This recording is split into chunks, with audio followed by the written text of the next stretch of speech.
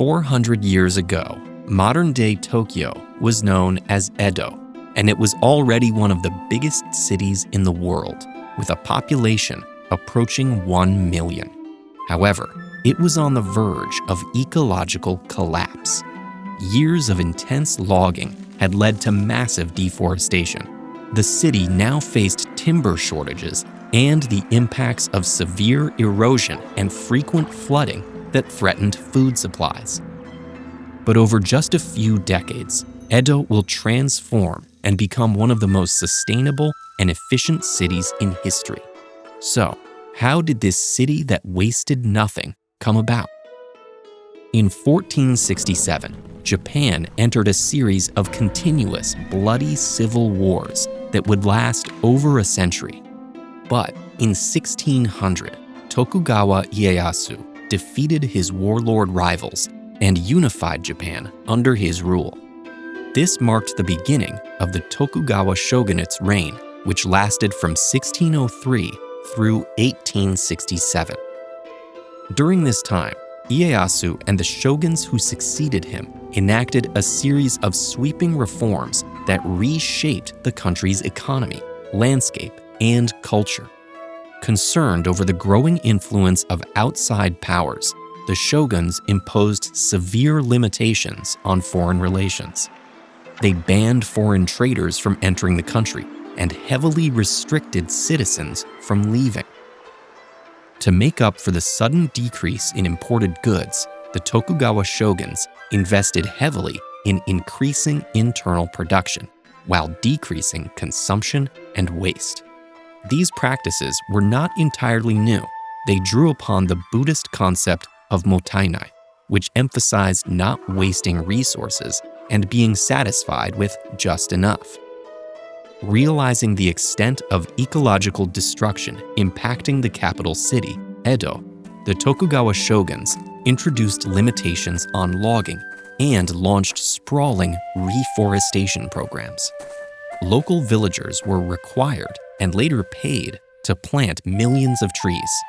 To curb demands for timber, strict rationing rules were introduced, and houses were built with standardized wooden components that could be disassembled and reused. Soon, entire industries grew around eliminating the city's waste. Residents used agricultural byproducts like rice straw to make rope and packaging material. Candle wax drippings were saved and remolded. Craftsmen repaired old umbrellas and worn-out sandals rather than tossing them. Even human waste was collected and turned into fertilizer. Within households, families developed techniques to reuse or repurpose items rather than discarding them. Kimonos were continuously mended. When the fabric was too frayed for repair, it was used to cover futons, then cut into diapers or cleaning cloths, before finally being burned as fuel. Artisans deftly repaired ceramics using kintsugi, where broken pieces are plastered together and the fracture lines brushed with gold lacquer. A tradition known as boro developed, in which fragments of old cloth were sewn together to create beautifully patchworked garments that were then passed down for generations.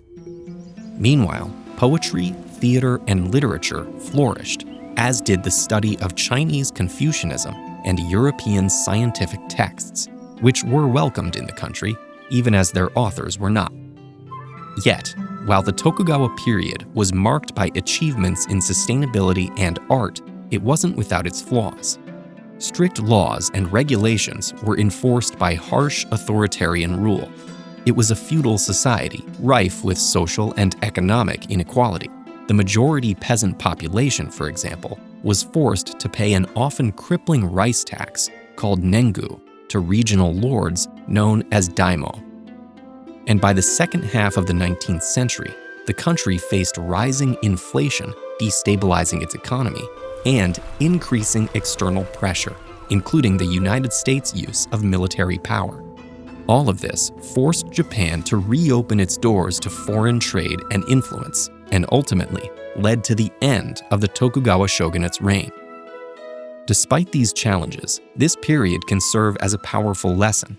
Edo's transformation from a city teetering on ecological collapse to a thriving cultural epicenter shows us that what's broken can be repaired, and by doing so, we can create something even more beautiful. Today, at a time when only 7% of the global economy is circular, Edo's history also reminds us that we can create economies driven not by consumption and waste, but rather by making the most of limited resources.